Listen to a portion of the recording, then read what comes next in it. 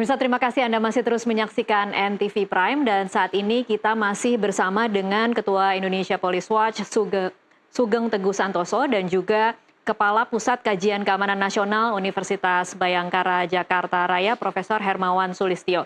Saya kembali lagi ke Mas Kiki. Mas Kiki, jika memang ada indikasi makar, siapa yang paling mungkin menjadi aktor intelektualnya ketika saat ini hampir semua parpol ada di belakang presiden?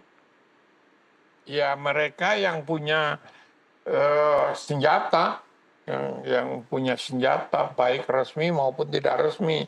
Senjata ini artinya bukan hanya satu orang, tapi sekelompok yang bersenjata. Nah, itu satu makar. Jadi kalau makar itu sebetulnya sama saja dengan kudeta gitu. Kudeta, saya tidak tahu istilahnya dari mana makar itu, tapi kalau kudeta, coup d'etat, ya tulisannya itu kayak gitu, kudeta bacanya. Itu penggulingan kekuasaan secara inkonstitusional sesuai dengan aturan hukum yang ada di negara itu. Baik. Nah, kalau kalau kelompoknya ya banyak, siapa saja bisa asal punya kekuatan politik dan kekuatan fisik selain politik gitu. Oke, makanya kemudian memang kalau di negara-negara lain biasanya ada peran militer juga di balik situ ya, Mas Kiki. Kalau Anda menyebut harus Iya. punya senjata. Hampir selalu, bukan hampir selalu ya selalu, karena kalau kekuatan bersenjata di luar militer itu pemberontak namanya, itu jarang yang berhasil,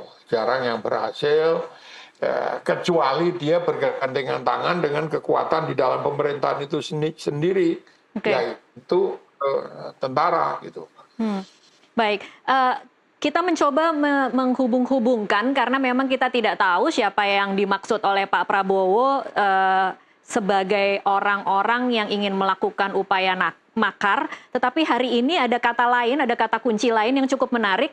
Pak Prabowo mengatakan, saya menduga kita sudah ada indikasi-indikasi dan kita akan tidak ragu-ragu membela rakyat. Saya akan hadapi mafia-mafia yang sekuat apapun, saya akan hadapi atas nama rakyat. Ini kemudian memang agak selaras dengan kata-kata Pak Prabowo di pidato kenegaraan, Mas Kiki, kalau mungkin ingat di 15 Agustus di gedung DPR MPR, Pak Prabowo juga mengatakan hal yang sama. Kira-kira apakah ini memang mengerucut kepada satu nama? Bisa ya, bisa tidak. Karena apa? Istilah mafia itu dari La Cosa Nostra. Istilah aslinya itu La Cosa Nostra. Nostra itu hitam, jadi organisasi yang hitam.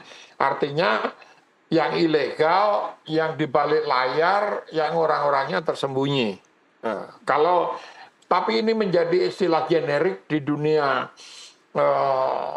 di dunia kriminal dan di dunia kekuasaan gitu. Karena mafia itu ya nggak bisa diatur karena dia di luar aturan kayak gitu. Nah, kita biasa menyebut kekuatan yang di luar aturan, misalnya kan kita menyalurkan itu melalui partai politik.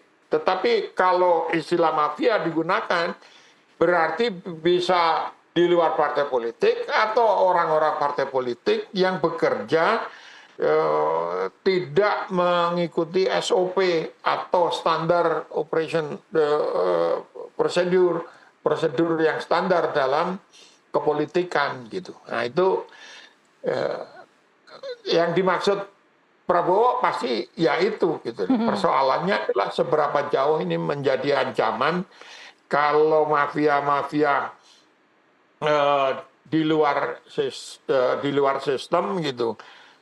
Puluhan tahun kita, ya 30-an tahun lah mungkin, itu minyak dikuasai oleh, bisa disebut mafia minyak gitu kan, yang disebut Pak Prabowo kan itu. Ada mafia minyak, ada mafia narkoba, ada mafia segala macam lah di Indonesia, lama-lama. Tapi kalau di Indonesia kan mafia di sini bergandengan dengan tikus. Tikus kan punya tangan di Indonesia, jadi bisa gandengan gitu.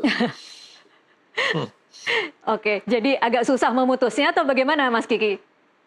Ya sulit lah. Kita ini kan nggak ada malaikat di Indonesia. Kita semua ini bandit. Ya. Tapi kita memilih jadi bandit yang baik lah. Jadi bandit yang baik. Kalau langkah-langkah yang ditempuh Presiden mengambil jalan tengah itu tidak keras seperti di Cina, itu karena menyadari bahwa kita semua ini bandit gitu.